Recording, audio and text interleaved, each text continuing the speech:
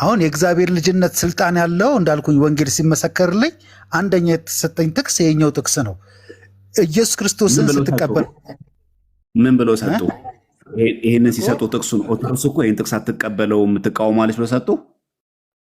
ኖ አሁን እንዳልኩኝ ወይ ደግሞ በእርሱ የሚያምን አይፈረድም። እዚህ ጋር ስልጣን ሰጣቸው ካለ አራት ነጥብ ነው ያለው።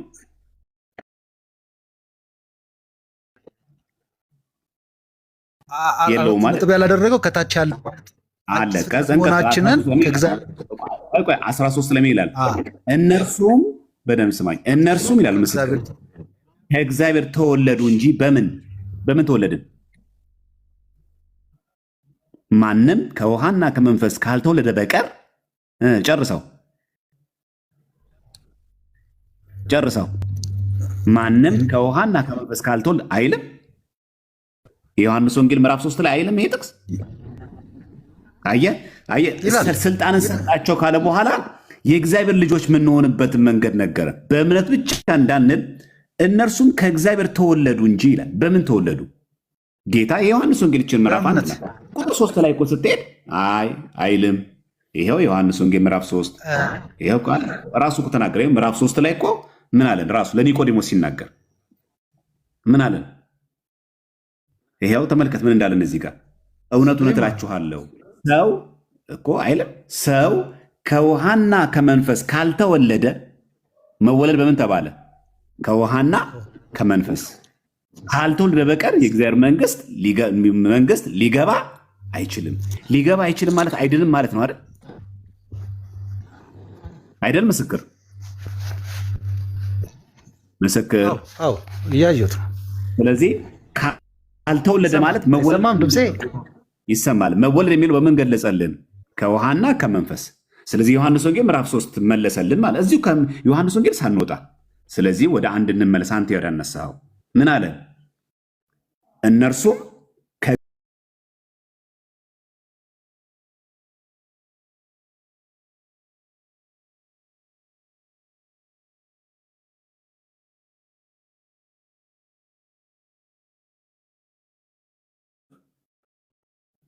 ስለዚህ የእግዚአብሔር ልጆች እንሆን ዘንድ የተሰጠን ስልጣን ከእግዚአብሔር ተወለዱ ይላል።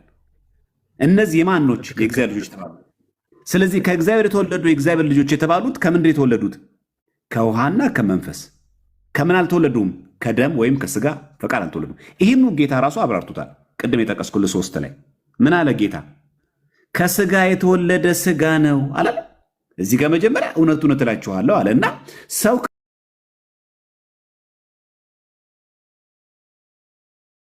ከውሃና ከመንፈስ ካልተወለደ በቀር አለ ወደ እግዚአብሔር መንግስት ሊገባ ይችላል። መወለድ በምንድነው? በውሃና በመንፈስ። ስጋና ደም ያለውን ቅድም ዮሐንስ ወንጌል 1:12 የጠቀስከው ላይ ምን አለ? እዚህ ጋር ቁጥር 6 ላይ ከስጋ የተወለደ ስጋ ነው፣ ከመንፈስ የተወለደ ደግሞ መንፈስ ነው። ከመንፈስ የተወለደ ያለው ከምንና ከምን የተወለደውን ነው? ከውሃና ከመንፈስ ይላል እዚህ ላይ። በቃ ታዲያ በዚህ እግዚአብሔር ቃል መሰረት አንተ የጠቀስከው ይሄኛው ከእግዚአብሔር ቃል ያወጣል ወንድም ማለት ይህን ጥቅስ እንደማይቀበሉት ደግሞ በአንጻሩ እኔ እነግርሃለሁ። ሀሳብን ጨርስና እሺ። ቆሮንቶስ ላይ አሁን ሲናገር ማንም በክርስቶስ ቢሆን ነው አይደል የሚለው? አዲስ ፍጥረት ነው። ልክ እንደ አሁን ማለትም ስጋና ደም እንትኑ ከመንፈስና ከውሃ ሳይሆን በክርስቶስ በሙሉ ብቻ። ምስክር ጥቅሶችን ብዙ እየጠቀስን ግራ እንዳንጋባ አንተ ጋም እንደዚህ መደናቆር እንዳይሆን አሁን አንተ በጠቀስከው አንድ ጥቅስ ስጠኝ ያልኩ አንድ ጥቅስ ሰጠኸኝ። እሱም 1:12 ነው የሰጠኸኝ። ይሄንን ጥቅስ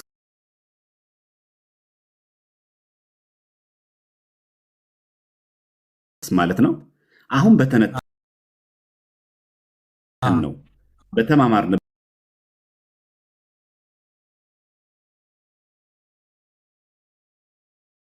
መሰረት ከእግዚአብሔር ቃል በወጣ መንገድ የተረጎመው ትርጉም አለ።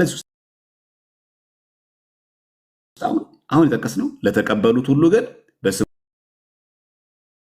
ለሚያምኑት ለእነርሱ የእግዚአብሔር ልጆች የሆነ ስልጣን ተሰጣቸው የሚለውን ከዚህ ጋር ከቁጥር 13 ጋር አያይዘን ምክንያቱም 4.4 ተነግሮ ያለቀው እዚህ ጋር ስለሆነ እነርሱም ከእግዚአብሔር ተወለዱ እንጂ ከደም ወይም ከስጋ ፈቃድ ወይም ከወንድ ፈቃድ አልተወለዱም። እነማን? እነ እግዚአብሔር ልጆች የተባሉት ምን ተሰጣቸው? ስልጣን ተሰጣቸው። ስለዚህ በስሙ የሚያምኑ ሰዎች የእግዚአብሔር ልጆች ይባላሉ።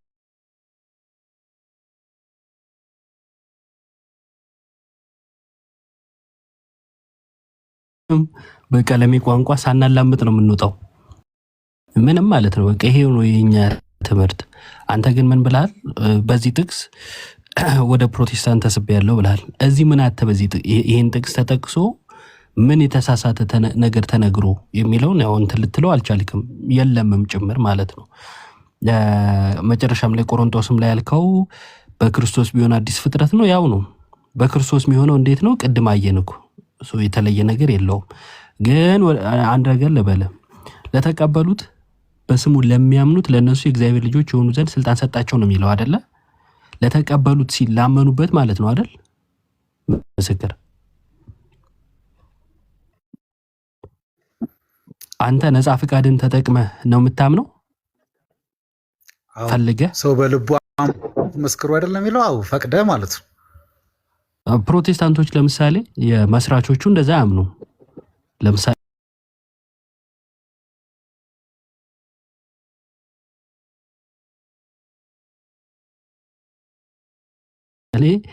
ካልቪኒስቶቹንም ብታይ ወደ ሉተራኑም ጋር ብትሄድ የማመን አቅም ስለሌለ በተለይ ካልቪኒስቶቹ ኦልሬዲ የሞትክ ስለሆንክ የማመን አቅም ስለሌለ እንድታምን የሚያደርግህ ራሱ መጀመሪያ ጸጋው ነው ይላሉ። መጀመሪያ ጸጋው ይሰጥህና እንድታምን ያደርግሃል። ምክንያቱም ሞታል። ይህን ጥቅስ ተቀብለውታል በዚህ ትርጓሜያቸው መሰረት? እንጃ የእነሱን አላውቅም። እሱማ የእኛንስ እንዴት ታውቃለህ? ከኦርቶዶክስ የወጣሁበት ብለህ እኮ ገልጸኸው ነበር። ትምህርቱን ስነግርህ ግን አሁን እነሱ በራስህ ማመን ስለማትችል እንድታምን የሚያደርግህ ጸጋው ነው። ሉትራኑ ጋር ስትሄድ እንደውም እንደ ህፃናት ራሱ እኮ ጥምቀት እምነትን ይፈጥርባቸዋል፣ ማመን ስለማይችሉም ይፈጥርባቸዋል እምነትን ብለው ሁሉ ይናገራሉ። ካልቪኒስቶቹም ጋር ስትሄድ ለተቀበሉት ሲል አንተ እንዳልከው በነፃ ፈቃድህ አሜን ብዬ እቀበላለሁ እንዳልከው ሳይሆን አሜን ብለህ እንድትቀበል የሚያደርግህ ጸጋ ይሰጣል፣ እሱም ቀድሜ የተመረጥክ ከሆንክ ብለው ነው የሚያምኑት። በዚህ ትምህርታቸው መሰረትና አንተ በነገርከን በሰጠህን ትርጓሜ መሰረት ልክ ናቸው። በእነሱ እንትን አይደለም ግን አሁን ኤፌሶን 1 ላይ ሲናገር ዓለም ሳይፈጠር በፊት ይላል አይደል? በፊቱ ቅዱሳንና ነውር የሌለብን እንሆን ዘንድ አስቀድሞ በክርስቶስ ኢየሱስ ወሰነን በማለት ያስቀምጠዋል። ማለትም ቀድሞ መመረጥን ታሳቢ ማድረግ ማለት ነው። ወይ ደግሞ እኔ መረጥኳችሁ እንጂ አልመረጣችሁም ይላል ጥቅሱ ይላል። ችግር የለም። አንተ ግን እግዚአብሔር አስቀድሞ ወስኗል ለድህነት እና ለጥፋት ብለህ ታምናለህ?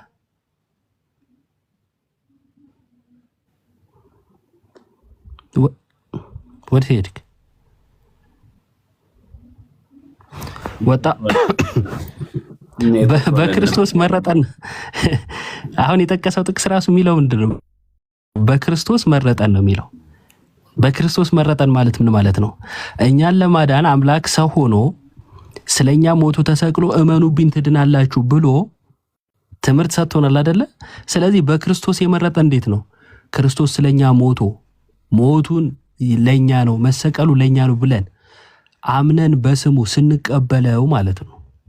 ይኸው ራሱ ጌታም ለተቀበሉት ብሎ የለ በቃ ለተቀበሉት ነው። ስለዚህ መመረጥ የሚለው በክርስቶስ ስለሆነ የሚናገረው በክርስቶስ በማመን የሚገኝ እንጂ አስቀድሞ መወሰን አይደለም። ፕሪደስቲኔሽን አይደለም። ፕሪደስቲኔሽን ማለት ምን ማለት መሰለ ወዳጄ? አንተ ምንም የሚያገባ ነገር የለም፣ የምታውቀው ነገር የለም። የሞትክ ነህ ማለት ሞታል፣ ምንም ማድረግ የማትችል ማለት ነው። ከዛን እንድታምን ጸጋው በእምነት አድኗችኋል ከስራ አይደለም ይላል ምናምን የሚለው ራሱ ጸጋው በእምነት የሚለው እነሱ እምነት ራሱ በጸጋው ነው ብለው ነው የሚያምኑት ገልብጠው ማለት ነው። አንተ ግን ከኦርቶዶክስ የወጣውበት ብለህ እኛ የምንቀበለውን ጥቅስ ግን ፕሮቴስታንት የሚያስገባ አድርጋ አቀረብከው። ግን ደግሞ ምን እያሳየን ነው? ፕሮቴስታንቶች ውስጥ እንኳን ይህን ጥቅስ አይቀበሉትም ነው። በነፃ ፈቃድ ማመን አትችልም። እኛ ጋስ ጌታ ልክ እንዳለው ብትወዱስ እንዳለው ብትወድ እመን የጌታን ትምህርት ይሄ ነው ብለን እኛ ደግሞ ትምህርቱን እነግርሃለን። ነፃ ፈቃድ እንዳለህም ጭምር። በዛ ሳይት ደግሞ ነፃ ፈቃድ የለም። መዳን እና ለመዳንንም አታውቅም። በነገራችን ላይ አንተ የተመረጥኩን አቱን በምን ታውቃለህ? አምነው ብርሃን በርቶላቸው የሚስቱ እንዳሉ መጽሐፍ ቅዱስ ነግሮናል። ለምሳሌ ዕብራውያን ላይ ያመኑ ከዛስ ብርሃን የበራላቸው ደግሞም የሳቱትን እነሱን በንስሐ ማደስ የማይቻል ይላል። ብርሃን ከበራላቸው በኋላ የካዱ አሉ። ስለዚህ ልትክድ ትችላለህ። ስላመንኩ በቃ የሚባል ነገር ስለሌለ ማለት ነውና በካልቪኒዝም ትምህርት አንተም እሱ የምትቀበልም ከሆነ መዳንና ለመዳንን እንኳን አታውቅም።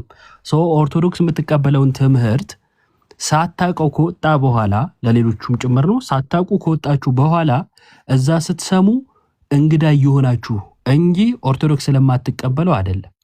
እና ልክ ሲሰሙ አሁን ዛሬ ኦርቶዶክስ እንዲህ ትላለች እኮ ስትሏቸው ዛሬ ኦርቶዶክስ መናገር የጀመረች የሚመስላቸው ሰዎች አሉ።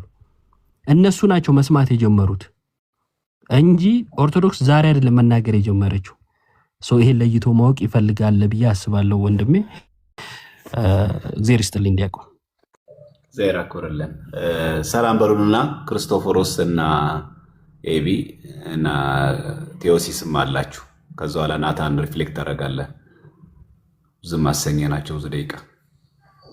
ሰላም ለእናንተ ይሁን፣ ቃላትን ያሰማልን። ሁላችሁንም ሰላም ብያለሁ። ለማሳጠር ከተመለሰ የምለው ነገር ነበረኝ። ትንሽ ማውራት ፈልጌ ነበር ነው የሚሄን ወንድም። አዎ ታችም ማጣሁት የሚገርም ኢንቫይት አደርገዋለሁ ብዬ የለም። ለዛ ነው። እሺ ከመጣ እናስገባዋለን። ጥሩ የመረዳት እንትን ስላለው ኤቢ ይቀጥል። እንዴት ናችሁ? ከላይም ዲያቆን እንዴት ኖት? ክርስቶፎሮስ፣ ኢዮባ፣ ናትሾ፣ ቴዎሲስ ሁላችሁም ከላይም ከታችም እንዴት ናችሁ ብያለሁ። እግዚአብሔር ሰላም ይብዛላችሁ። አሜን። እግዚአብሔር ይመስገናለን በቸርነቱ ዳነን ወንድማችን። እሺ ዲያቆን ቴዎሲስ። ወይ ቴዲ፣ ዲያቆን ቴዲ እንዴት ነህ? ሰላም ነው? አይ ቲንክ ከረጅም ጊዜ በኋላ ነው የመጣሁት። የአባል እንግዲህ ስላየነ ደስ ብሎኛል። አይ ቲንክ እኔ ዛሬ ነው በእነዚህ ካሜራ ከፍተ ያየው። ሶ ኢትስ ናይስ። ቴዲም ይዘው ስለመጣ ሁላችሁም ሰላም ከእናንተ ጋር ይሁን። አሜን። ስንቱን ይዤ መጣው መሰለ?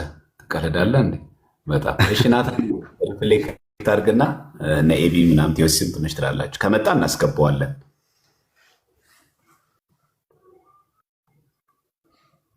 ቃሉት ያሰማልን። ኢዮባ ናታን ሚዩት ነህ? ኦኬ። ምናልባት ኔትወርክ አስወጥቶት ከታችም ሆኖ እየተከተለን ከሆነ በጣም ደስ የሚል የመረዳት ነገር ስለነበረው ኢዮባ ጋርም ክርስቶፎሮስ ጋርም ብቻ እዚህ ላይ ማግባት ማይችልም ከሆነ በኢንቦክስም መምጣት ቢችል የሚል ነገር ማስተላለፍ ፈልጌ ነው። ከታች ካለ ልጁ ግን ቅድም ኢዮባ ሲያወራ በሉተራኖቹ አስተምሮ አንድ ሰው ማመን አይችልም የሞተ ስለሆነ ብሎ የሚናገረው ንግግር ከታች ላሉ ሰዎች ኦፌንሲቭ መስሎ እንዳይታይ ኢዮብ አይደለም እንደዚህ የሚለው። ሰው የሞተ ስለሆነ በራሱ ማመን ስለማይችል መጽሐፍትን ተከተልኩኝ ለማለት ቅዱሳት መጽሐፍትን ለመከተል የሚያስችል ኮምፒተንሲ ይፈልጋል ሰው። ሉተራን ሲሆን ደግሞ አንድ ሰው ሉተርን ሲከተል ደግሞ ሰው ቅዱሳት መጽሐፍትን ለመከተል የሚያስችል አቅም የለውም። ምክንያቱም ሙታን ነው። በራሱ በሉተር ቃል ነው ይሄንን የምናገረው። ምክንያቱም ሰው ሙታን ስለሆነ የቅዱሳት መጽሐፍትን ቃል መቀበልም መጠበቅም ክርስቶስን መቀበልም አይችልም እያለ ነው። እና እንዲህ ካመንን በኋላ ለተቀበሉት ግን ብለን መጥቀስ እንደው ስላቅ ነው የሚሆነው ለማለት ፈልጌ ነው። ቃሎት ያሰማልን ነው። አሜን አሜን። እሺ ክርስቶፎሮስ።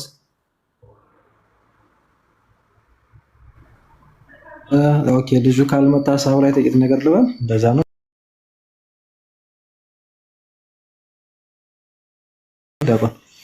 አዎ ከመጣው ይመጣበት እንደ ሪፍሌክት ያር የምታነሳው ነገር ካለ ብዬ ነው። እሺ መልካም። እሺ ቃልስ ያሰማልን ናታን። ሌሎቻችሁም ቅድም እንትን እያላችሁ የነበራችሁ ያስተማራችሁን የነበራችሁ በተለይ ወንድማችን እንዲረዳ ሰጥሮ የነበራችሁ ቃልስ ያሰማልን። በድጋሚ ሰላም ብያለሁ። ከስርም ያላችሁ ምንድነው ቃሉን ሰብከው ነው የወሰዱኝ እና እናንተስ ምን ሰብካችሁ ታመጡኛላችሁ የሚል ነገር ነው ቅድም ጥያቄ ስጠይቅ የነበረውና በነገራችን ላይ እንደዚህ ማለት ፕሮቴስታንቶች ላይ የተለመደ ነው። እኔ ደግሞ ምለው በተቃራኒ ነው። ቃሉን ሰብከው አይደለም የሚወሰዷችሁ፣ ቃሉን አጣመው ነው። ይሄ ነው መታወቅ ያለበት ብዬ የማምነው። ማለት እኛ እናውቀዋለን ኦርቶዶክሳውያን፣ ግን ፕሮቴስታንቶች ይህንን አይለዩትም። በእጃቸው ላይ የሆነች መጽሐፍ ቅዱስ 66ቷን ይዙና ይሄ እንደዚህ ነው ያ እንደዚህ ነው ይሏቸዋል። ከዛ አለማወቃቸውን ተጠቅመው ዲሲብ ስለሚያደርጓቸው፣ ስለሚያጭበረብሯቸው፣ ስለሚያሳስቷቸው እውነትም በቃ ቃሉ በርቶላቸው ቃሉ ተሰብኮላቸው ይመስላቸዋል። አሁን ቀደመም ወንድማችን እንደዛ ስለመሰለው ነው። በቃ በነገራችን ላይ ምንም ነገር የማናውቅ ከሆነ የሚነገረው ነገር በሙሉ እውነት ነው የሚመስለን። የመጭበርበር እድላችን በቃ 100% ሊሆን ይችላል፣ አለዛ 90% ነው የሚሆነው። ስለዛ አሁንም ቢሆን ቤተክርስቲያናችን የተሳሳቱ ሰዎችን ስትመልስ ወይም ያላመኑት አምነው ተጠምቀው ስጋ ወደሙን በልተው ጠጥተው እንዲድኑ ስታደርግ የምታነሳው መሳሪያዋ ቃለ እግዚአብሔር ነው፣ ወንጌል ነው። ሰዎች ግን ወንጌል ብለው ሐዋርያው ቅዱስ ጳውሎስ ገላትያ ምዕራፍ 1 ላይ ከቁጥር 6-9 እንደሚነግረን ሌላ ወንጌል ለሰዎቹ እየተናገሩ ሐዋርያት ያልሰበኩት አባቶቻችን ሐዋርያን አበው እንደዚሁም ደግሞ አቃባያን እምነት የምንላቸው ታላላቅ አባቶቻችን ያልነገሩን በዓለም አቀፍ የቤተክርስቲያን ሶስቱ በተለይ ማለት ነው ጉባኤያት በእነሱ የማይታወቅ ትምህርት የራሳቸውን መረዳት እዛ ቃል ውስጥ እየሰነቀሩ እያጣመሙ ማለት ነው ስለነገሯቸው ወንጌል ገባን ይላሉ ማለት ነው። ግን ቅዱስ ጳውሎስ እንደተናገረው ነው ሌላ የሚሰበክ ወንጌል አለ። ስለዛ ምን ይላል? ቀደም በጠቀስኩላችሁ ጥቅስ ላይ እኛ ከሰበክንላችሁ የሚለይ ወንጌልን ማንም ቢሰብክላችሁ የተረገመ ይሁን ይላል ማለት ነው። ስለዚህ ሰዎች የክርስቶስ ወንጌል ነው ብለው በተለያየ ጊዜ በተለያየ ሁኔታ ሊነግሩን ይችላሉ። እሱን ግን መመዘን አለብን። እሱን የምንመዝነው በምንድን ነው ከተባለ በቤተ ክርስቲያን ትምህርት ነው። ምክንያቱም በነገራችን ላይ ክርስቶስ ቀጥታ እንደመጣ መጽሐፍ ጽፎ አይደለም የሰጠው። ለሐዋርያት አስተምሯቸዋል። በቃል ያስተማራቸውን ትምህርት ነው ሂዱ ወንጌልን ለፍጥረት ሁሉ ስበኩ ብሎ የላካቸው። ከዛ ያመነ ይጠመቅ ያላመነ ግን ይፈርድበታል ብሎ የሚልካቸው ቀደም ስጠቅስቶ ነበረው የማርቆስ ወንጌል ምዕራፍ 16 እና ምንድን ያደረገው ከተባለ ቤተ ክርስቲያንን ነው በደሙ የዋጀው በደሙ የመሰረታት ማለት ነው። ለዚህ ቤተ ክርስቲያን ነው ቃሉን የሰጠው። እኔ እኮ አሁን እኮ መጽሐፍ ቅዱስ ራሱ የእግዚአብሔር ቃል እንደሆነ በምንድን ነው የምታውቁት? በምን አወቃችሁ? መልስ የላቸውም። ባይዞ ይሄንን እንደውም ትዝ ይላችኋል የቅርብ ጊዜ ስለሆነ እንዲህ ብለን ስንጠይቅ አንዳንዱ ከሱቅ ገዝቼው ምን ያለን አይደል? መጽሐፍ ቅዱስ የእግዚአብሔር ቃል መሆኑን በምን አወቃችሁ? ከየት አገኛችሁ ስንል ከሱቅ ገዝቼው። ከዛ ደግሞ እንደው ይሄ ወርልድ ቸርች እንትን ምናምን እሱ እንደው ስለተቀበለው የ66ን ራሱ ማለት ነው እንደው እዛ ጋር ስላለ እንደው በቃ የእግዚአብሔር ቃል ቢሆን ነው እንጂ ብለን አንዳንድ ደግሞ ህይወቴን እንደው ስለቀየረው ይላል። ይሄ አሁን መልስ ሊሆን አይችልም። ባይዚ ለዚህ መልስ የምትሆነው ቤተክርስቲያን ብቻ ናት። አሁን ቤተክርስቲያን ዝም ብላ 1967 ተነስተ ሙሉ ወንጌል ከአዲስ አበባ ዩኒቨርሲቲ የሆነ ተማሪዎች ምናምን 1943 1955 ቃለ ህይወት መሰረተ ክርስቶስ በሉ አንተ አጥማቂ ትሆናለህ፣ ፓስተር አንተኛው ነቢይ ትሆናለህ፣ አንተኛው መጋቢ ምናምን ትሆናለህ። ዝም ብለህ የዛሬ 70 ምናምን 60 ዓመት እንዲህ አይደለም። ክርስቶስ በደሙ ነው የመሰረታት ቤተክርስቲያን። እዛ ሐዋርያትን ደግሞ ሾማቸው አይደለም መርጦ እንዳስተማራቸው ሾሞ ደግሞ ምስክሮች ትሆናላችሁ ብሎ ላካቸው። እነዚህ ቅዱሳን ሐዋርያት ደግሞ እስከ ሞት ድረስ ጌታን መሰሉት፣ ታመኑና ትምህርቱንም ከነ ስልጣነ ክህነቱ ከነ ስርዓቱ ለነሱ ተረካቢ አባቶች ሰጡ ማለት ነው። እንዲህ ያለ ነው የሚመጣው። እዚህ ብለህ ብድግ ብለህ ታነባለህ፣ ሌላ ትረዳለህ፣ አንደኛውም ሌላ ይረዳል፣ ሌላኛውም ሌላ ይረዳል። ዛሬ 47,000 የፕሮቴስታንት ቤተ እምነት በዓለም ደረጃ ኢትዮጵያ ውስጥ ያው ብዙ ናቸው። ኢትዮጵያ ውስጥ ታውቃላችሁ። እና በራስ መረዳት አይደለም የሚዳነው። ስለዚህ ሰዎች እኔ ፕሮቴስታንት ጋር የተቀመጣችሁ ሰዎች ወንጌል ሰብከውን ምናምን ይላችሁ ተሸውዳችሁ ነው። ወንጌል አልተሰበካችሁም፣ አጭበርብረዋችኋል፣ ቃሉን አልነገሯችሁም። ለምሳሌ ማሳያ እኔ ብዙ ጊዜ የምናገረው ምሳሌ አለ እንደው ሰው ለሰው ግልጽ ስለሆነ አሁን ቅድም ስጠቅሱት የነበረው ዮባም ቅድም ሲሄድበት የነበረው የማርቆስ ወንጌል ምዕራፍ 16 ላይ ወንጌልን ለፍጥረት ሁሉ ስበኩ፣ ያመነ የተጠመቀ ይድናል፣ ያላመነ ግን ይፈረድበታል። ወይም ያመነ እና የተጠመቀ ይድናል፣ ካላመነስ ይፈረድበታል ነው የሚለው አይደለም ቃሉ። ፕሮቴስታንቶች እጅ ላይ ያለው መጽሐፍ ቅዱስ እጃቸው ላይ ያለው እንዲህ ይላል። አሁን ያነበብኩትን ይላል ማለት ነው። ልባቸው ላይ ያለው ግን እንደዛ ነው የሚለው። ልባቸው ላይ ያለው በነገራችን ላይ ቢጻፍ ሌላ ነው። ብዙዎቹ የሚሉት በተለይ ከሉተራውያን ውጭ ያሉት ማለት ነው። አሁን ለምሳሌ እነ መሰረተ ክርስቶስ፣ ቃለ ሕይወት፣ ገነት፣ አማኑኤል፣ ሰላም ብርሃን ብዙ ነው በእውነቱ። እነዚህ የምትላቸው አሁን እንዲህ ነው ወይ የምታምኑት ብትላቸው እናምናለን ምናምን ይሉህና ግን ያዝ ስታረጋቸው ምንድን ነው የሚሉ? አይ የሚዳነው እኮ በእምነት ብቻ ነው ይሏል። በቃ ጥምቀት እኮ ለመዳን አይደለም፣ ጌታ እኮ እንዲህ አላስተማረም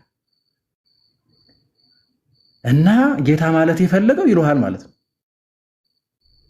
አለው አይደል? ጨለማ ጌታ ማለት የፈለገው ነው። ናቲ ነው ጨለማ አለ ናቲ ነው። ቀጥል።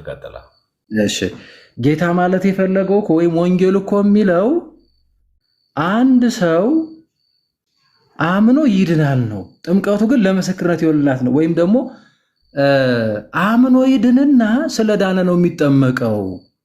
ኦኬ አምኖ ይድንና ስለዳነ ነው የሚጠመቀው። ለመዳን አይጠመቅም። ኦልሬዲ በእምነቱ ብቻ ስለዳነ ምን እያሉን ነው? ክርስቶስ ያመነ ይጠመቀ ይድናል የሚለውን እነርሱ ምን እያሉን ነው? ያመነ ይዳነ ይጠመቃል። ልባቸው ላይ ያለው ሌላ ነው ምላችሁ። ከዚህ የተነሳ በጣም በተከታታይ የሄድንበት ጉዳይ ነው። እንደምታውቁት እዚህ ማህበራዊ ሚዲያ ላይ ሌላ ነው ወንጌላቸው። ስለዚህ አሁን ያመነ ይዳነ ይጠመቃል ብለው ወስደው መዳንህን አሳትተው እዚህ ጋር ደግሞ እኛ ደግሞ ምን እናደርገው ምንድነው? የወንጌሉን እናነሳና ያመነ ይዳነ አይደለም የሚጠመቀው ያመነ ይጠመቀ ነው የሚድነው እንላለን ማለት ነው። አሁን እዛ ጋር ልባቸው ላይ ያለው ሌላ ነው ያልኩት። በቃ እንዲህ ያለ ነው። በነገራችን ላይ ኃጢአታችሁ ይሰረይ ዘንድ ተጠመቁ ይላል አይደል? ቃል በቃል እነሱስ ውሃ ምናምን ጥምቀት ውሃ ኃጢአት ስለተሰረይ ነው እንጂ የምትጠመቀው ሌላ ከምር በእያንዳንዱ ነገር ቢጻፍ ማለት ነው። እነሱ የሚያምኑት ሌላ ወንጌል ነው። በእጃቸው የያዙት ይመስላሉ፣ በልባቸው ግን የለም። ስለዛ ለዛ ነው መግቢያዬ ላይ ቃሉን አጣመው ነው የነገሯችሁ። መጽሐፍ ቅዱስ ደግሞ ቃል በቃል በነገራችን ላይ ቃል በቃል ራሱ ሰው በክርስቶስ ትምህርት ካልኖረ አምላክ የለውም ነው የሚለው። አምላክ ደግሞ ክርስቶስ ነው። ከሐዋርያ አባቱ ከአብ ከወሬቱ ከመንፈስ ቅዱስ ጋር አንድ አምላክ እርሱ ነው። በቃ አለቀ። አብ ወልድ መንፈስ ቅዱስ ማለት ነው። ሶስት አካላት አንድ መለኮት እና ትምህርቱ ከሌለህ ማን የለህም? ክርስቶስ የለህም። ትምህርቱን ከያዙት ጋር ህብረት ታደርጋለህ። ካላዙት ጋር ሰላምም አትባባልም። ሰላም አትባባልም ደግሞ ማለት በቤታችሁ ማትቀበሉት ሰላም ማትበሉት ነው የሚለው። እንዲህ ማለት ደግሞ እንዴት ነህ ወይ ደግሞ ማነሻ አንቺ ፕሮቴስታንት ሆና ይሄ ማለት አይደለም። ህብረት አታደርግም። በቃ በሃይማኖታዊ ጉዳይ ላይ ችግር የለውም እኮ የእናንተም ወንጌል ያው ነው፣ የእኛም ወንጌል ያው ነው። ዋናው ክርስቶስ ማለት ነው አንለውም። አሁን ይሄ ምንድነው ቀለም የጎተራ ያለው በጣም ይቅርታ እኔ አይደለሁም ያልኩት እሱ ነው ያለው። ካውንስሉ እኔ አይደለሁም ያልኩት። እንግዲህ ከዛ አንተ ችግር የለም በስላሴ የማያምን ሁሉ ገብቶ ነበር በኋላ ወጡ ሲሆን አላውቅም። እና አንተ ጥምቀት ለመዳን ነው ብትልም ትገባለህ፣ አይደለም ብትልም ትገባለህ። በቃ ምንም ሁን ምን አትሊስት ግን ይቺ ከላይ ከበሯ ግን አንድ ነን እንበልና ዝም ብለን እስቲ አንድ እንሆን አይነት ነገር ፍቅር ይበልጣል አይነት ነገር የሚባል የለም እኛ ጋር። ሰላም የማትበሉት ነው። ያ ማለት ይሄ ምንድነው ይሄ አገራዊ በሆነ ጉዳይ ሶሻል በሆነው እንደዚህ እዛ ጋር እንሱም ማለት አይደለም። ከሰው ሁሉ ጋር በሰላም ኑሩ ተብለናልና በክርስቶስ ትምህርት ጉዳይ ላይ ግን አናመቻምችም። ለዚህ እኮ ነው ራሱ ቤተክርስቲያን ስሟ ኦርቶዶክስ ተዋህዶ ኦርቶዶክስ ዘራይት ብሊፍ ዘራይት ወይ ቀጥተኛ ርቱ የሆነ ሃይማኖት ማለት ነው። ቀጥሎ የሚመጣ ነገር ነው። እንኳን አይደለም እዚህ ያለን ደካሞች እነ ሊቀንተና ሊቀ ሊቃውንት እና አባንተና እንደተመቻች ብላ የሚባል ነገር የለም። ቤተክርስቲያን ራሱ የክርስቶስን ወንጌል የያዘች ነች። ስለዚህ ይህንን ወንጌል ሃይማኖት አይደለ ወንጌል ራሱ አስተምሮ ይሄ ሳይበረስ ሳይከለስ ነው ይዛው የምትኖረው። የመጨረሻ ራሱ መጽሐፍ ቅዱስ የሚነግረን ዕብራውያን ምዕራፍ 13 ቁጥር 7 ላይ ስንመለከት ሐዋርያው ቅዱስ ጳውሎስ ወይም የዕብራዊ ጸሐፊ ምን ይላል? የእግዚአብሔርን ቃል የተናገሯችሁን ዋኖቻችሁን አስቡ ይላል። የእግዚአብሔርን ቃል የተናገሯችሁን ዋኖቻችሁን አስቡ። እዛ የኑሯቸውንም ፍሬ እየተመለከታችሁ በእምነታቸው ምሰሏቸው ነው። ዋኖቻችን አሉ፣ የተቀበሉ ሐዋርያት አሉ፣ ሐዋርያን አበው አሉ እያለ ሊቃውንት ወደዚህ ይመጣል። እነርሱን እናስባቸዋለን። ምንድን ነው ያስተማሩት? የኑሯቸውንም ፍሬ ተመልከቱ ይላል። የኑሯቸው ፍሬ ገድላቸው እኮ ነው ያመኑት፣ ከዛ የኖሩት እሱን እንትን እንላለን። ከዛ ስለምንድን ነው ሁሉ የምናደርገው? በእምነታቸው ምሰሏቸው ይላል። አዩ ሃይማኖት አበው እንላለን አይደል? እምነታችን የአባቶቻችን እምነት ነች እንላለን። እነሱ እንዳመኑት እነሱ እንደኖሩት የሚኖር ነው። ክርስትና እንደዚህ ነው በነገራችን ላይ እንጂ ዝም ብለህ ታነባለህ። እኔ አሁን ቅድም በተለይ ራሱ መጽሐፍ ቅዱስ እኮ ይገርማችኋል ክርስቶስ እንደምከተል ይመሰክርልኛል እያለ ነበር። ያ ወንድማችን እንረዳዋለን። ሚዛኑም ሁሉ ነገሩም እንግዲህ ራሱ ስለሆነ ዝም ብሎ እንዳው መቼም እውነትም በቃ ክርስቶስን እየተከተልኩ ይመስለዋል ማለት። ብዙ ጊዜ ፕሮቴስታንቶች እንደዛ ይመስላቸው አይደለም። ሚዛን አለ። አባቶችህ እንዳመኑት ነው ወይ ያመንከው ነው። ኦኬ እንደዛ ነው ወይ ስለመሰለህ አይደለም። ይሄ ደግሞ ቤተ ክርስቲያን ጋር ነው የሚገኘው። ክርስቶስ በደሙ የመሰረታት እሱ የሚመራት እሱ ራሱ ነው ያለባት ቤተ ክርስቲያን ኦርቶዶክስ ተዋሕዶ ወይም ኦሪየንታል ኦርቶዶክስ የምንለው ማለት ነው በግልጽ ለመናገር። ከዚህ ውጭ ግን ዝም ብለህ ሁሉም ደስ እያለው እየተነሳ ከራሱ እምነቱን እየጀመረ የራሱን አረዳድ እየተከተለ ምናምን ከዛ ድኛለሁ እኮ በርቶልኛል እኮ ምናምን።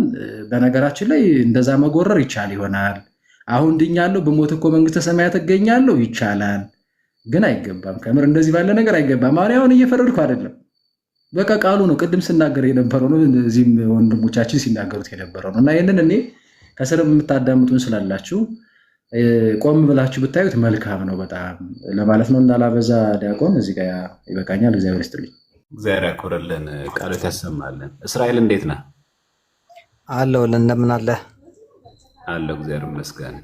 እግዚአብሔር ይመስገን። ሰላም። ጥያቄ አለ? አዎ ጥያቄ አለኝ።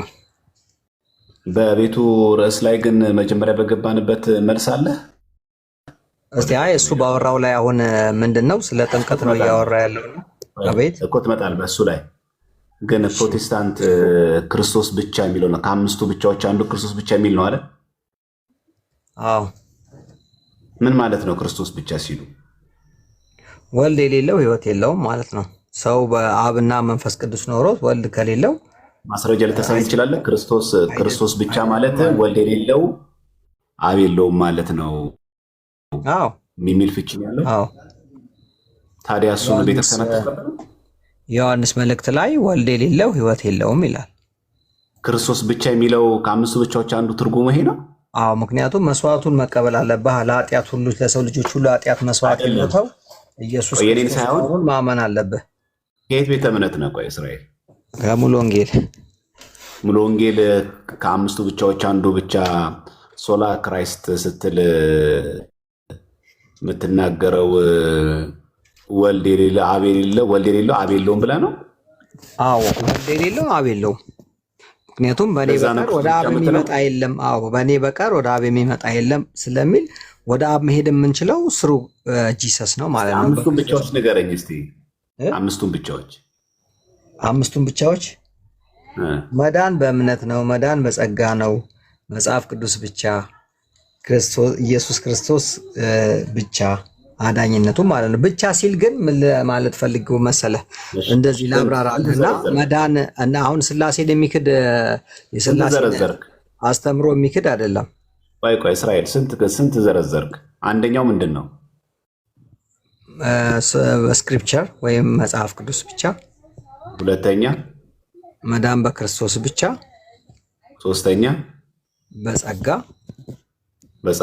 እሺ አራተኛ ምንድን ነበር? ረሳሁት፣ ይቅርታ። እሺ አምስተኛስ? አራተኛው ረሳው። አምስተኛውስ? ቆይ እነግርሃለሁ፣ ችግር የለውም። ሁለቱንም ቀላል ነው። ጸጋ፣ መጽሐፍ ቅዱስ፣ በእምነት ብቻ። እምነትን አልጨመርክም። በእምነት አራተኛ። እሺ አራተኛ በእምነት ነው። አምስተኛ ምንድን ነው? ያው የቤተ ክርስቲያን አንድነት ይመስለኛል። ቤተክርስቲያን አንድነት። ገብሩን ጀምረ ፕሮቴስታንት ነበር ወይስ ከኦርቶዶክስ? ከ8 ዓመት ጀምሮ በሕፃንነቴ ነው ፕሮቴስታንት የሆንኩት። አሁን 10 ዓመት ነው ወይ? አይደለም፣ ማለት ትልቅ ሰው ነኝ። አይ በሕፃንነቴ ነው ስትለኝ ነው እኮ። 8 ዓመት? አይ በእድሜ 8 ዓመት እያለው ነው ጌታን የተቀበልኩት። በ8 ዓመት? አዎ በ8 ዓመት። ኦኬ። ኦርቶዶክስን ታውቃት ነበረ በ8 ዓመት? በ8 ዓመቴ እንግዲህ ኦርቶዶክስ የተሳለምኩ ይመስለኛል። ቤተክርስቲያን ሄጄ ትዝ የሚለኝ አሁን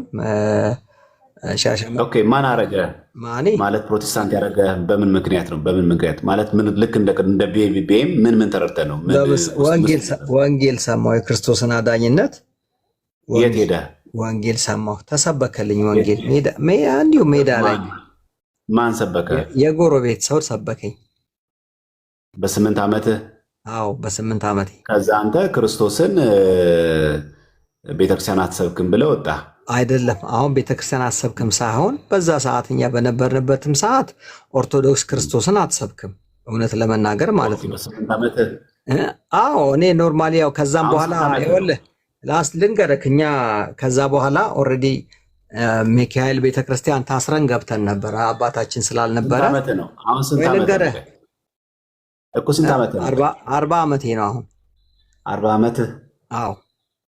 እና በ8 ዓመትህ ቤተክርስቲያን ክርስቶስን አትሰብክም ማለት ቤተክርስቲያን ሄደህ ታውቃለህ? በ8 ዓመት? አዎ ነገርኩህ እኮ 1 ወር ሙሉ ቤተክርስቲያን ውስጥ ታስረናል። ታዲያ ቆይ አንተ በ8 ዓመትህ 1 ወር ሙሉ ቤተክርስቲያን ውስጥ ታስረናል እና ተወያይተናል ዲያቆናት ከመምህራን ጋር ተወያይተናል። እዛ አንድ እስራኤል ቆይ ልንገርህ፣ ምክንያቱም በ8 ዓመት ቤተክርስቲያን ሄደህ ታውቃለህ ወይ? ስለ ቤተክርስቲያን ታውቃለህ ስልህ አላውቅም። እውነት ለመናገር ምንም አልዋሽህም። ይኸውልህ ምንም አልዋሽህም። ለመሳለምህ ቆይ ልጨርሳ።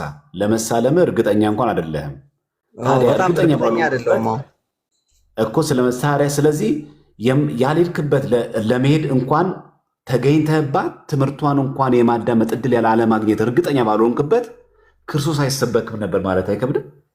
ምንም ግልጽ እኮ ነው። አሁንም እኮ አይሰበክም፣ እንኳን አይደለም ድሮ፣ አሁንም አይሰበክም ክርስቶስ። በምን መመዘኛ? በምን መመዘኛ? በቃ አሁን አንተ ራሱ መቻወቀው አንተ እኮ ተቀምጠህ አሁን እኛ እንስማህ እንጂ ማለት ነው። 5 ውስጥ በትክክል አልዘረዘርክም። ቆይ እሱን ግን እንደማይሰበክ ልንገር። ቆይ አትሽሽ። አልሸሸውም። ምንም ብቻዎች እንኳን አታውቀውም። አሁን እንኳን ፕሮቴስታንት ሆነ ማይንዲዩ 8 ዓመት ነው የሆንከው፣ አሁን 40 ዓመት ነው። ቀንሰው አንተ እድሜ ማሳት አይጠበቅብኝም። በእነዚህ ሁሉ ዓመታት ሆነ ግን ቢያንስ እንኳን ሌላውን ዝርዝር ጉዳይ ጥቅሶቹ ይቅር 5ቱን እንኳን ብቻዎች ፕሮቴስታንት እንኳን የሚቀበሉን እንኳን ጠንቃር እውነት ልንገርህ። እኔ አሁን ለምሳሌ አንተ ቆይ እሱን ፕሮቴስታንቶች ይታዘበዋል። ቆይ እሱ አይደለም። ሁለተኛ አሁን የጠየቅኩ ራሱ ክርስቶስ ብቻ ሲሉ ፕሮቴስታንቶች አብ ያለው ሁሉ ወልድ አለው፣ ወልድ ያለው ሁሉ አብ አለው ለማለት ፈልገው ነው ክርስቶስ ብቻ የሚሉት? አዎ አብ ከሌለህ ወልድ ከሌለህ አብ ቢኖርህ በራሱ የዮሐንስ ወንጌል ላይ እኮ ይናገራል። እንደዛ ለማለት ፈልገው እንደዛ የሚሉት? አዎ እርግጠኛ ነኝ 100%። ምን ማስረጃ? ትምህርቱን ስለማውቀው እኮ ነው። እኔም ያመንኩት እንደዛው ነው፣ የሚያስተምሩትም እንደዛው ነው። ማስረጃ መጽሐፍ ቅዱስ ነው ማስረጃ። እንግዲህ ሌላ የተጻፈ የተማርክበት 5 ብቻዎች አሉ አይደል? 5 ብቻዎች ላይ ይሄው ስማር ክርስቶስ ብቻ ብዬ ስማር እንዲህ ብዬ ለመማር ፈልጌ ነው ብለህ እስቲ አሳየኝ እስቲ፣ ወይ ደግሞ ማንኛውም ማስረጃ እስቲ አሳየኝ። እኛ አሁን ስንማር ከመጽሐፍ ቅዱስ የተማር ነው። በመጽሐፍ ቅዱስ ማስታወሻ ላይ እስከ ሜዛኔ 5 ብቻዎችን ስትማሩ አንደኛ ይሄ ነው፣ ሁለተኛ ይሄ በጥቅስ ያስደገፈዋል ያስተማረው እጄ ላይ የጻፍኩት የለም፣ ግን ላሳየ ይችል ነበር። የተማርነው አለ፣ ደህንነት የተማርንበት፣ አጠቃላይ የደቀ መዝሙር የተማርንበት አለ። አረሳኸውም? ግን ግድ ነህ እርግጠኛ ነህ ወይ? አረሳ። እኔ አሁን ዴይሊ መጽሐፍ ቅዱስ ስለማነብ አረሳ፣ ጭራሽ ሪማይንድ ነው የማደርገው። እሺ አሁን 5 ብቻዎቹንም አሁንም መልሱም ያ አይደለም። አሁን ከአንተ ጋር በዚህ መንገድ ከምናሳልፍ አሁን በተማማርነው ትምህርት ላይ ለልጁ ከምስክር ጋር በተነጋገርነው ላይ ጥያቄ አለ? አዎ ጥያቄ ምንድን ነው? አዎ እሱ በመዳን ጉዳይ ላይ የማርቆስ 16ን እያወራ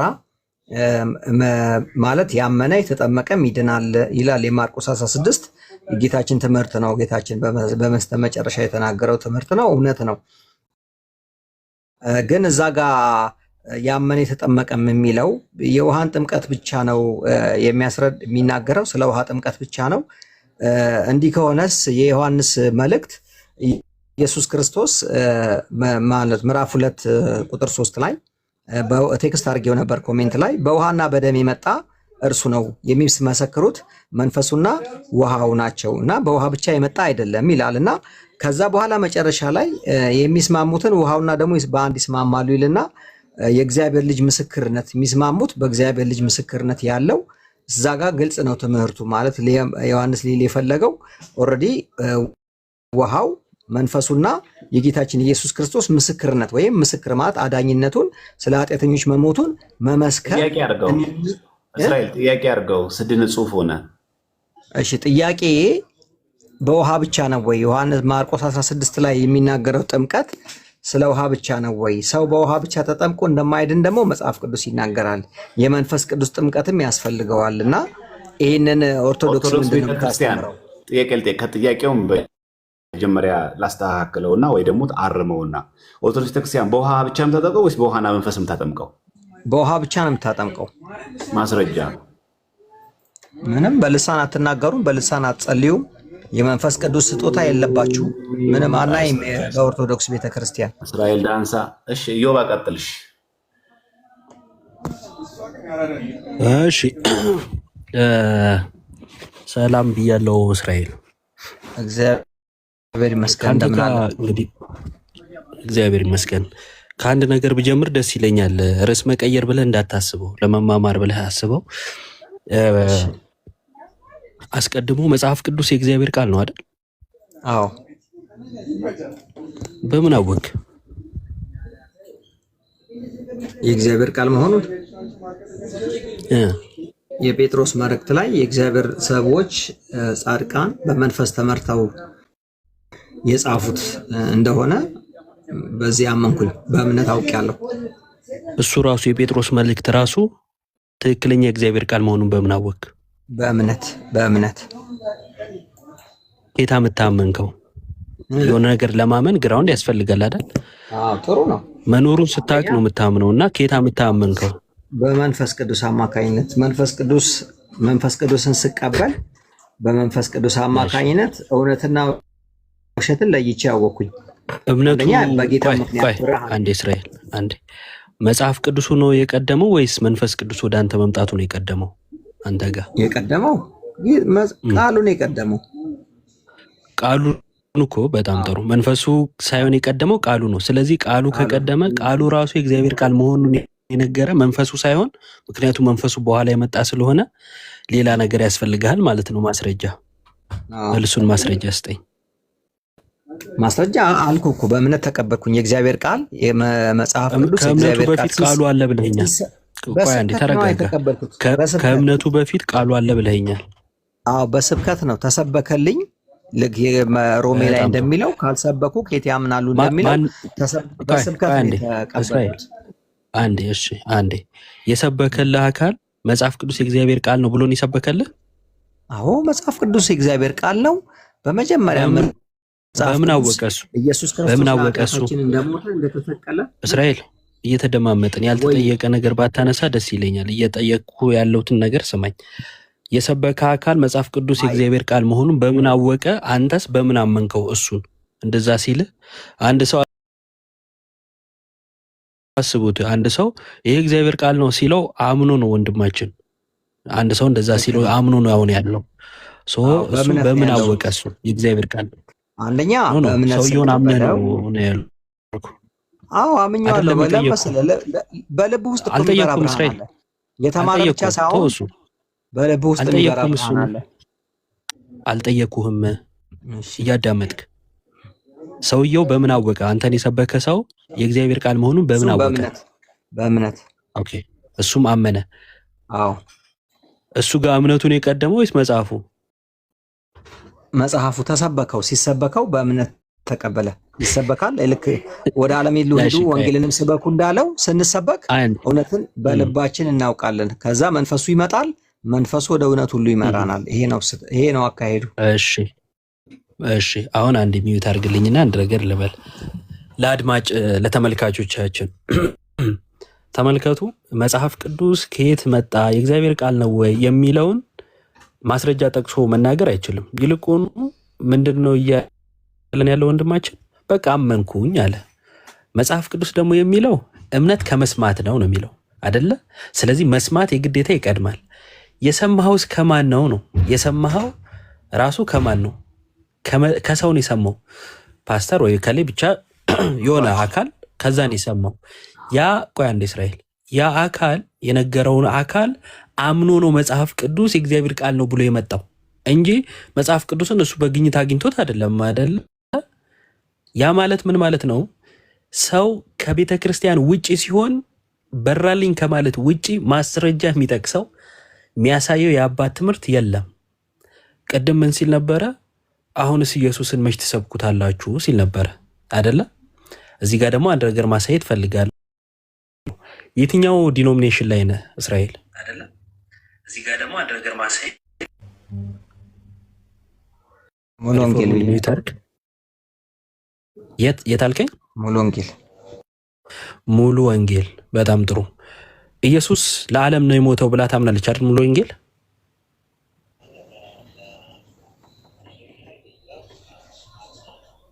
እስራኤል። አዎ አልኩ። አዎ አልተሰማኝም። ለዛ ነው። በጣም ጥሩ።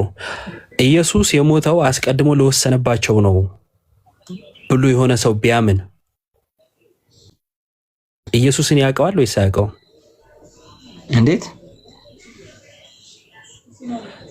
ኢየሱስ የሞተው ለጥቂቶች ነው ለዓለም ሁሉ አይደለም፣ አስቀድሞ ለወሰነባቸው ነው የሞተው ብሎ ቢል ኢየሱስን ያውቀዋል ወይስ አያውቀውም? አንድ ሰው ይሄ ማወቅ አለማወቅ ላይ ጥያቄ አይፈጥርም። ምናልባት ቃሉ መረዳት ካለበት የበለጠ መረዳት ሊኖርበታል እንጂ ክህደት አይባልም። ክህደት አይባልም። ምናልባት በደረሰበት ሊመላለስ ይችላል።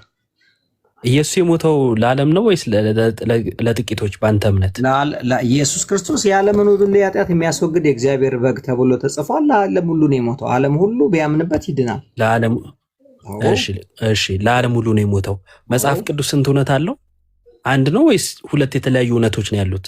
ለምሳሌ በአንድ ትምህርት ላይ ነውም አይደለምም የሚል ሁለት እውነቶች አሉት ወይስ ከሁለቱ አንዱ ነው እውነት ሊባል የሚችለው? አሁን ይሄንን እንደዚህ በአንድ ጥቅል ቃል በአንድ ጥቅል ቃል መቅረጽ አትችልም። እውነት ማን ነው ካልከኝ፣ ለምሳሌ እውነት ክርስቶስ ነው ይላል። እውነት ማን ነው አይደለም ያልኩ። አረ እንደዛ አይደለም። የመረዳት ችግርም አለ ባነሳሁት ርዕስ ላይ። ስለዚህ ሰማኛ ባነሳሁት ነገር ላይ እናንተ በመለስክልኝ እያረኩ አይደለም፣ ግን አዳምጥ እሺ። ባነሳሁት ነገር ላይ እናንተን በመለስከው ላይ ሁለት እውነት አለ ወይስ ከሁለት አንዱ ነው እውነት ነው ያልኩ። ምክንያቱም ለዓለም ሞቷል፣ አይ ለዓለም አልሞተም የሚል ሁለት የተለያዩ ትምህርቶችን ነገርከኝ። አንተ ለዓለም ሞቷል የሚለውን ነገርከኝ፣ እኔ ደግሞ አይ ለዓለም አልሞተም የሚሉትስ ብዬ አልኩ። ሁለቱ የተለያዩ ናቸው። ሁለቱም በመጽሐፍ ቅዱስ መሰረት እውነት ናቸው ወይስ ከሁለቱ አንዱ ነው እውነት? ጥያቄ ይሄ ነው። አይ ለምሳሌ በሰው የአንደርስታንዲንግ መጽሐፍትን ሁሉ የመረዳት አልጠየቅኩም። እኔ እንደዚህ አይነት ነገር አላሳልፍም። አልጠየቅኩህም። በደረሰበት ሊመላለስ ይችላል። ኢየሱስ ክርስቶስ ለእሱ ኃጢአት ብቻ ካመነ አንድ ሰው ሶሪ፣ በጣም እስራኤል አንድ የሚዩት አድርጉት። ወይ እንደዚህ አይነት ነገር አላሳልፍም። ስለ ትምህርት እየጠየቅኩ ስለ ሰው መረዳት ታወራለህ። አልጠየቅኩም። በዛ መደበቅ አይቻልም። ሰዎች የተለያዩ መረዳት አላቸው እኮ እንትና እንዲህ ቢረዳም ምናምን። አልጠየቅኩም። እኔ ትምህርት ላይ ነው ያወራሁት። እከሌ እንዲተረዳ አልተረዳ አልጠየቅኩም። ሁለቱ ትምህርቶች ለዓለም ሞቷል ወይም ለዓለም አልሞተም፣ ከሁለቱ የትኛው ነው እውነት? አጭርና ግልጽ ጥያቄ ነው። አጭርና ግልጽ አድርገህ መልሰው። ሽሽቱ ስለገባኝ እኔም ደግሞ መንገድ አልሰጥም። በቀጥታ መመለስ ከቻልክ እንቀጥላለን። ክርስቶስ በአጠቃላይ ለዓለም ሁሉ ኃጢአት ሞቷል። ለዓለም አልሞተም የሚለው ግን እውነት አይደለም ማለት ነው በአንተ መረዳት አይደል? አዎ አይደለም። እውነት ካልሆነ ምንድን ነው? ሐሰት ነው። ሐሰት ነው። ሐሰት በክርስቶስ ላይ ሲሆን ኑፋቄ ነው አይደለም? በእምነት መልኩ ሲያዝ ማለት ነው። በእምነት መልኩ ሲያዝ እንዲህ ነው ማምነው ብሎ ሰው ሲል የሐሰት በክርስቶስ ላይ ሲነገር ኑፋቄ ነው ወይስ አይደለም? ይሆናል፣ ኑፋቄ ይሆናል። ጎበዝ፣ በጣም ጥሩ። ሪፎርምድ የሚል አካውንት አለ። አንድ እስራኤል ሚዩት አድርግልኝ፣ እንቀጥላለን። አንዴ ሪፎርምድ። እሺ፣ ከየት ቤተ እምነት? ቃሊዮት ቤተክርስቲያን። እሺ፣ ካልቪኒዝም ትምህርቶችን ትከተላቸዋለህ? በተለምዶ ካልቪኒዝም የሚባሉትን። ያ በጣም ጥሩ። ኢየሱስ ለጥቂቶች ነው ማለትም አስቀድሞ ለተወሰነባቸው ነው የሞተው የሚለውን ታምናለህ አይደል? ለተወሰነላቸው ለተመረጡት። አዎ አምናለሁ። እስራኤል፣ ሁለታችሁም ፕሮቴስታንቶች ናችሁ። በሉ ቀጥሉ። ከሁለታችሁ የማንኛችሁስ ኢየሱስ ነው ትክክል? እንስማችሁ እስቲ። ከኔ ጋር አይደለም እሺ፣ ሁለታችሁ አውሩ አንዴ።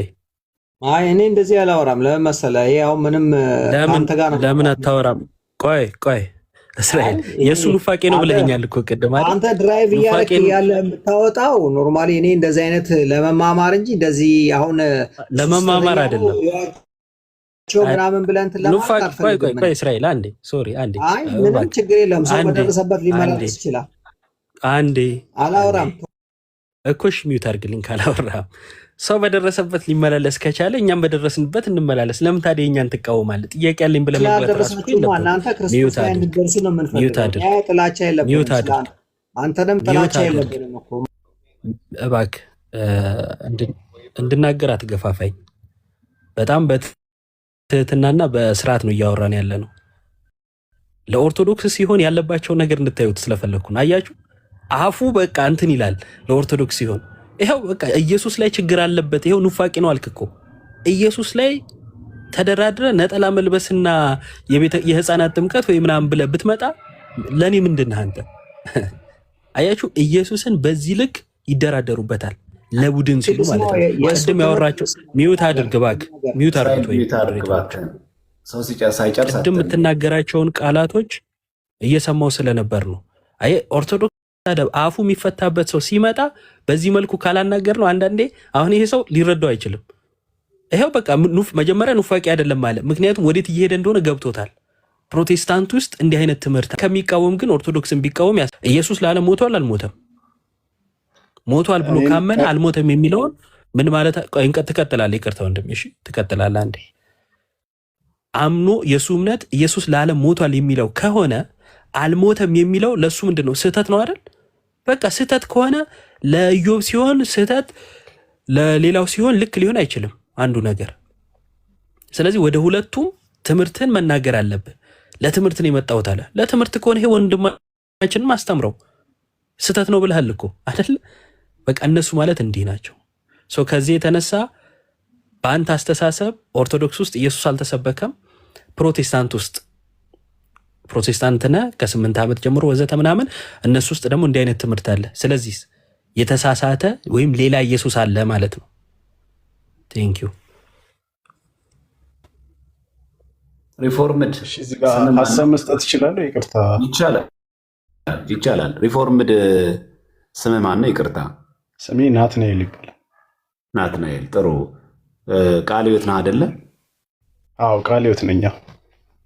ካልቪኒስት ሌላኛው ስሙ ነው አይደለ? ቃለ ሕይወት አይደለም። ካልቪኒስት የሚለውን ስም ለተለያየ ማለት በተለምዶ ሰዎች ካልቪኒስት የሚሉት ለተለያየ ዓላማ ሊውል ይችላል። ለምሳሌ አሁን ለምናወራው ርዕስ አሁን ለምንነጋገርበት ርዕሰ ጉዳይ ክርስቶስ የሞተው ለተመረጡት ነው ብለህ ታምናለህ? ክርስቶስ የሞተው ለተመረጡት ነው፣ ግን ለዓለም አልሞተም አንልም። ለዓለም አልሞተም የሚል ካልቪኒስት የለም። እርግጠኛ ነህ? ትክክለኛ ሂስቶሪካሊ ለዓለም አልሞተምና አሁን እኮ ችግሩ ምን መሰለህ? ለዓለም ሞቷል ካለን ከዛ በፊት ካልቪኒስት ወይ ደግሞ ሪፎርምድ የሚባሉት ክርስቶስ ለዓለም ሞቷል ብለው ያምናሉ። ለዓለም ሞተዋል ብለው ያምናሉ። ግን ያ ማለት ትርጉሙ ላይ ነው የምንለያየው። ትርጉሙ ላይ ነው እንጂ የምንለያየው ለዓለም አልሞተም አንልም። እሺ ክርስቶስ የተመረጡትን ሲመርጣቸው የሚያምኑት ካመኑ በኋላ የሚመርጣቸው ወይስ ደግሞ ከተመረጡ በኋላ ነው የሚያምኑት? ከተመረጡ በኋላ ነው እንጂ። ጥሩ። አንድ ሰው ካልተመረጠ ማመን አይችልም። አዎ አይችልም። ስለዚህ ሲኦል የገባ ሰው በራሱ ጥፋት ነው ወይስ በእግዚአብሔር ፍርድ? በራሱ ጥፋት። መች ተመረጠና? ባለመመረጡ እኮ አይደለም ሰው ሲኦል የሚገባው እኮ ከአዳም የወረሰው ባይኔቸር ኮራፕት ስለሆነ እኮ። ቆይ የተመረጠ ሲኦል ሊገባ ይችላል? የተመረጠ ሲኦል አይገባም፣ ግን ያ ምህረት ነው። ገብቷል? ምህረት በምህረት የተሰጠ በጸጋ የተሰጠ ነው። ማብራሪያ ስፈልግ ትነግረኛለህ። ያልተመረጠውስ? ያልተመረጠው በራሱ ኃጢአት ይገባል ሲኦል። ምን አረገ? ያልተመረጠው እኮ በራሱ ቆይ ሲመርጥ ያንተን ፈቃድ እምነትን አይቶ ነው ወይስ ደግሞ ሳታምን ነው የመረጠ? ሲመርጥማ ከኛ ምንም ኮንሲደር ያደረገ የለም። አንኮንዲሽናል ስለ ኮንሲደር አልነገርኩም። እሱ ይለያያል እኮ አንኮንዲሽናል ነው። ሳታምን ነው የመረጠ ወይስ ደግሞ አምነህ ነው የመረጠ? ሳላምን እኮ አልኩ። ሳታምን መረጠ። ዓለም ሳይፈጠር በፊት አንተ ሳታምን መረጠ። እሺ ቅድም የወጣውን እስራኤል ደግሞ ምሳሌ እንውሰድና ደግሞ እሱንም ደግሞ ሳያምን አልመረጠውም። በሁለታችሁ መካከል ያለው ልዩነት የእናንተ ምንድን ነው? እሱ አምኗል ብዬ አስባለሁ። ምሳሌ ነገርኩ። ምሳሌ ለምሳሌ አንተ የተመረጥክ ነህ እንበል። የተመረጥከው አምነህ ሳይሆን ሳታምን በፊት እግዚአብሔር አምላክ መረጠ፣ ከዛ ነው ያመንከው። ተመሳሳይ ደግሞ እስራኤል ደግሞ ምን አለ? ሳያምን አልተመረጠም። ምክንያቱም አንተም ሳታምን የተመረጥከው፣ እሱም ሳያምን ነው ያልተመረጠው። በሁለታችሁ ያለው የእግዚአብሔር ውሳኔ ነው ወይስ ደግሞ የግል ነፃ ፈቃድ ነው ያለው? የእግዚአብሔር ጸጋ፣ የእግዚአብሔር ውሳኔ፣ የግል የእግዚአብሔር የራሱ ውሳኔ። ስለዚህ ታዲያ እስራኤል እኮ በመጀመሪያው በእግዚአብሔር አልተመረጠም። የቅድሙ ልጅ በእግዚአብሔር አልተመረጠም፣ ስለዚህ አላመነም። ስለዚህ ሲኦል ገባ።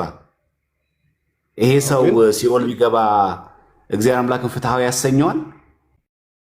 ያሰኘዋል። ለምን እንደሆነ እዚህ ጋር አንድ ደቂቃ ብትሰጠኝ ደስ ይለኛል።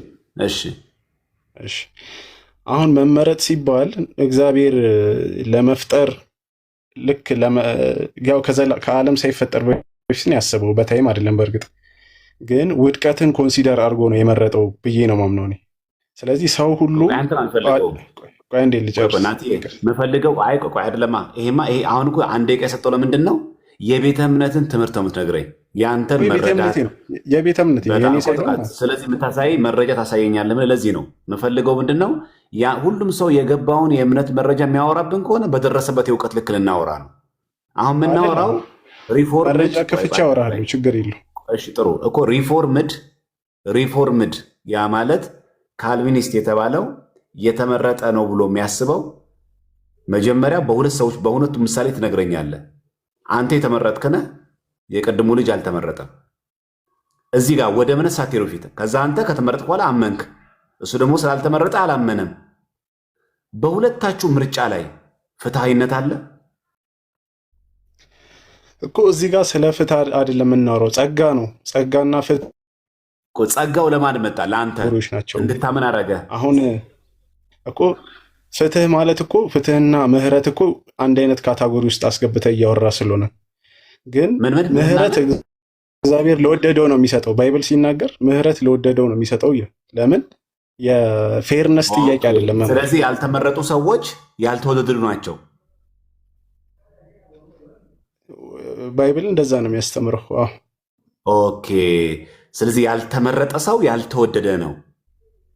እሺ ጥሩ። እግዚአብሔር አምላክ ለመምረጥ መውደድ ከሆነ የሚወደው መስፈርቱ ምንድን ነው? መልክ ነው? ቁመት ነው? ብሔር ነው? ጾታ ነው? ምንድን ነው ምሕረት እንዲያደርግልን?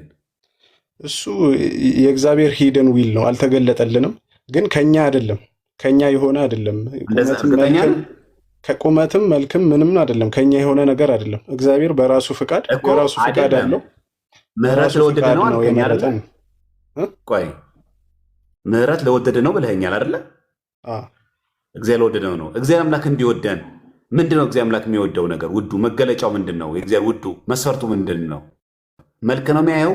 ጾታ ነው የሚያየው? ምን አይቶ ነው የሚመርጠው የሚወደው? እኮ ከኛ ምንም አላየም እኮ አልኩ። ከኛ የሆነ መልክም ጾታም ሆነ ቅድስና ምንም ነገር አይም። ሲጀመር እርኩስ ነን፣ ቅዱስ አይደለን። ቅድስና እኛ ጋር ሊገኝ አይችልም። እሱማ ለሁሉም ሰው ነው ናቲ፣ እሱ ለሁሉም ሰው ነው። አንተ በተመረጥከውና ባልተመረጠው ሰው መካከል እግዚአብሔር አምላክ አንተን የተመረጠ ያደረገበት ምክንያቱ ምንድን ነው? እኮ የእግዚአብሔር ዊል ነው አልኩ። ከኛ ያልሆነ የእግዚአብሔር ሐሳብ ሊኖር አይችልም። ከኛ ያልሆነ ስለዚህ ያ ዊሉ አንዱን ይመርጠዋል፣ አንዱን እንዳይመርጠው ያደርገዋል። አሁን ለምሳሌ ልንገርህ፣ አሁን ያልተፈጠረ ሰው አለ፣ እግዚአብሔር መፍጠር ይችላል። ሌላ ሰው አሁን የሌለ ሰው ማለት ነው። አንተን ፈጥሮ ያኛውን ሰውዬ ለምን አልፈጠሩ? ምንድን ነው ምክንያት? ይሄን ጥቅስ እስቲ ፍታልኝ። ይሄን ጥቅስ እስቲ ፍታልኝ። ይሄንን ጥቅስ እስቲ ፍታልኝ። እሺ፣ ለአንተም ለአካሄድ እንዲመችህ እንዲያግዘህ ያደርጋል ብዬ አስባለሁ። በትልቁ ላድርግና ራሴን ከዛ ላሳይ እስቲ። እሺ ኦኬ፣ ይታያል። እስቲ አንብበው።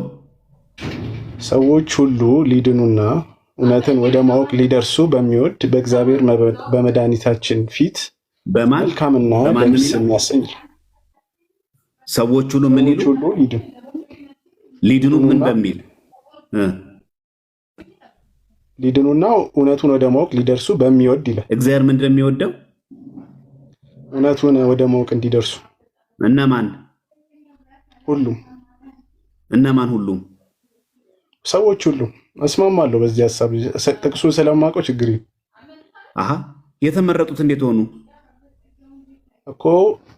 ያልተመረጡት ሰዎች አይደሉም እኮ። የእግዚአብሔርን ዊል እኮ እንትን ብለን ማየት እኮ አለብን፣ ከፋፍለን ማየት። ቆይ ያልተመረጡ ሰዎች ይባላሉ አይባሉ? ይባላሉ። ግን ሐሳቤን እስኪ የኔንም ሐሳብ ሰማኛል። ቆይ ያልተመረጡ ሰዎች ሳይካተቱ ሰዎች ሁሉ ማለት እንችላለን? እዚህ ጋር ያለው ለሰዎች ሁሉ ብዬ ነው ማምነው እኔ ስለ ሪፎርምድም ሰዎች ሁሉ ይሄኛውን ፓርት የሚፈቱት ሰዎች ሁሉ እርግጠኛውን አውራኝ ግድ የለም እኮ ሰዎች ሁሉ ናቸው። ችግር የለም ስለማውቀው ነው ጥቅሱ። የማወቅ ጉዳይ ሳይሆን ሰዎች ሁሉ ሊድኑ ነው የሚለን አይደል? የሚድኑት ሰዎች ሁሉ ሲባል የተመረጡትን ነው ያልተመረጡትን ነው ወይስ ሁለቱም? እና ታዲያ እግዚአብሔር ሰው ንስሐ እንዳይገባ ይፈልጋል? እግዚአብሔር ሰው ንስሐ እንዳይገባ ይፈልጋል?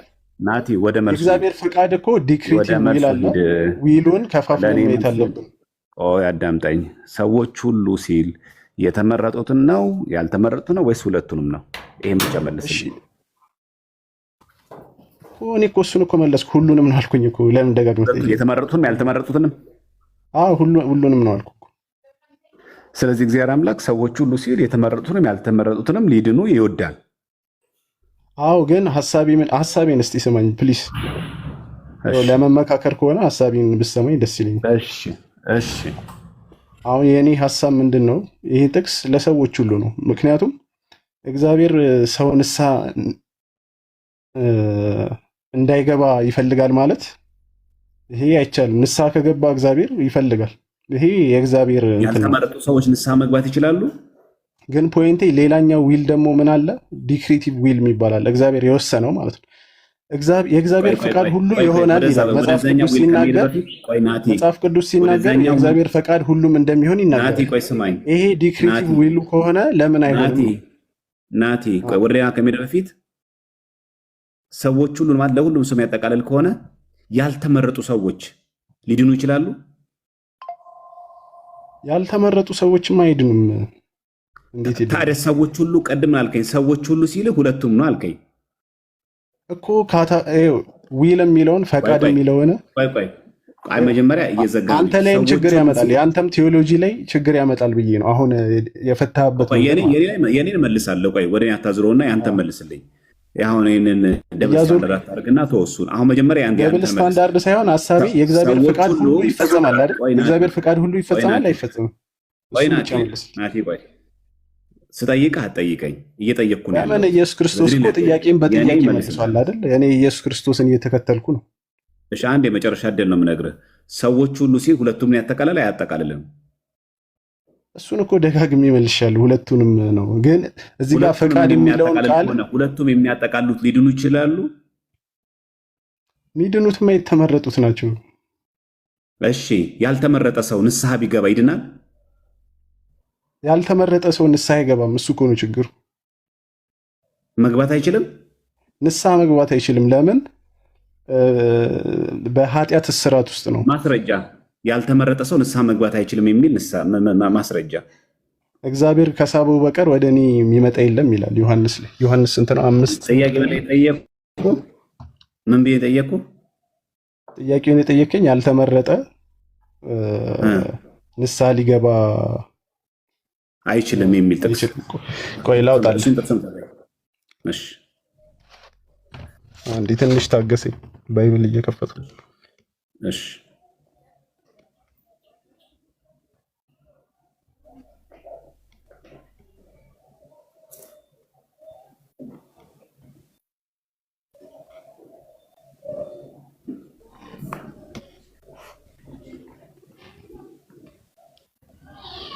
ወይ ንገረኝና ላውጣ። ለአንብበው። ወይ ያውጣልኝ። እሺ ንገረኝ ጥቅሱ። አውጥቼዋለሁ። ሁለተኛ ጢሞቴዎስ 2 ምዕራፍ 2 ከ25 እስከ 26 ነው። እሺ ያው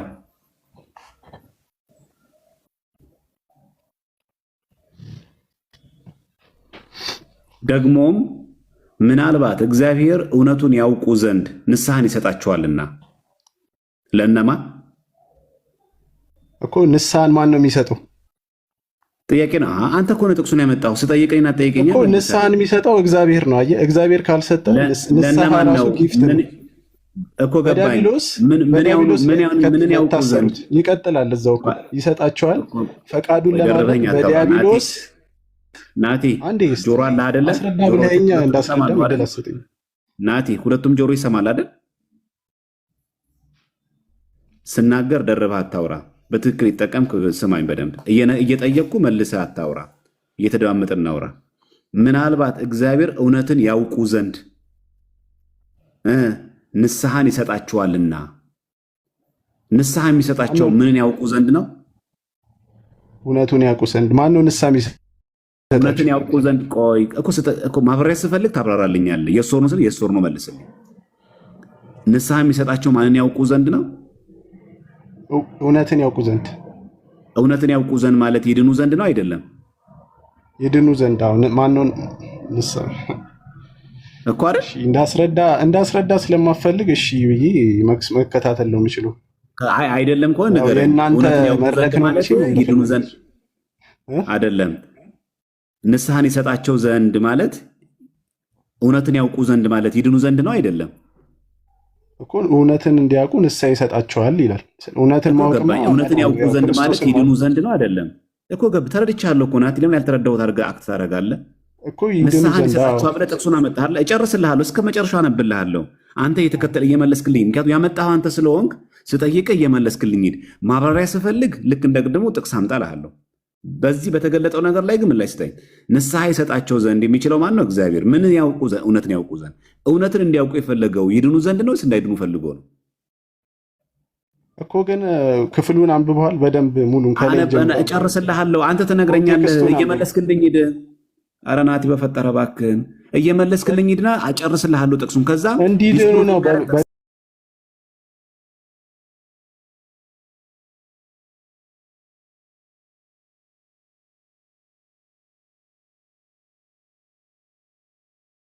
ማስረጃ መጣ እኮ ልጨርስልህ። ኤክስፕሌን እንዳደረግ አልፈቀድክልኝም። እሺ ሂድ። እሺ ኤክስፕሌን አድርግሽ። በደንብ አንድ ናት። በደንብ ስማኝ። ኤክስፕሌን ታደርጋለህ። ስጠይቅህ ግን እንዳሁኑ የሶር ነው ብቻ የምትመልስልኝ። አብራራ። ስጠይቅህ ትመልስልኛለህ። ቀጥል። እሺ ስለዚህ ይህን ጥቅስ ለምን እንዳመጣው ልንገራችሁ።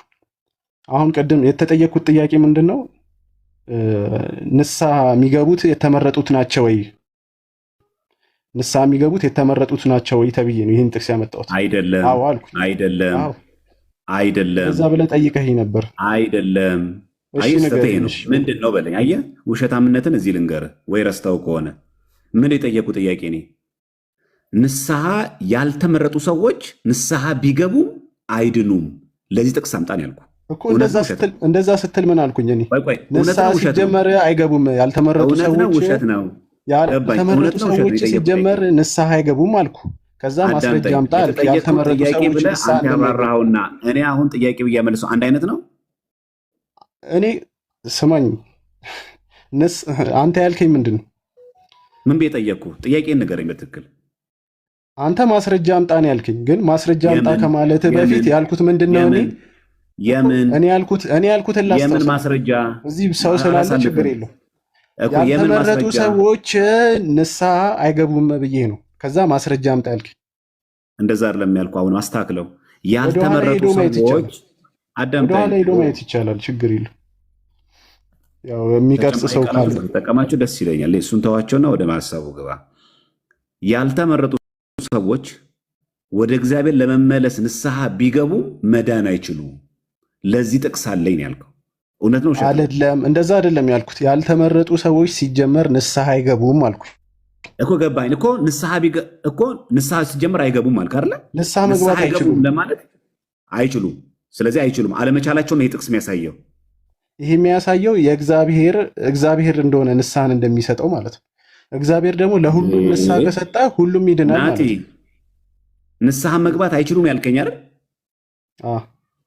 ስለዚህ ያልተመረጡ ሰዎች ንስሐ እንደማይገቡ የሚያሳይ ጥቅስ አሳየ እኮ። እዚህ ጋር እግዚአብሔር ነው ንስሐ የሚሰጠው። እግዚአብሔር እኮ ያው ምን ይላል ከላይ እንደውም አንድ ደቂቃ ብትሰጠኝ ከላይ ጀምሮ ስለ በጣም ወደ ላይ አንድ ደቂቃ። እሺ ቀጥል። እሺ እኔ እኮ መልስ እንዳለ አክት ስትነኩ ነው የሚገርመው። ከላይ ምን ይላል ከ23 ላይ ነገር ግን ጠብን እንዲያመጣ አውቀ ከሰነፎች ካልተማሩ ምርመራ ራቅ፣ የጌታን ባሪያ ለሰው ሁሉ ገር ለማስተማር የሚበቃ ለትዕግስት የሚጸና ሊሆን እንጂ ሊጣል አይገባውም ካለ በኋላ ነው ይሄን የሚናገረው። ደግሞም ምናልባት እግዚአብሔር እውነትን ያውቁ ዘንድ ንስሐ ይሰጣቸዋልና ምናልባት ነው የሚለው እዚህ ጋር። ስለዚህ በእኛ እውቀት አይደለም። እግዚአብሔር ግን ልሳን የሚሰጣቸው ሰዎች አሉ ማለት ነው። ምን እንዲያደርጉ? እውነትን ያውቁ ዘንድ ማለት ነው። እውነትን ማወቅ ደግሞ አንተ እንዳልከው መዳን ነው። ስለዚህ ለማን ነው ታዲያ የሚሰጣቸው? ፈቃዱን ለማድረግ በዲያብሎስ ሕያዋን ሆነው ከተያዙበት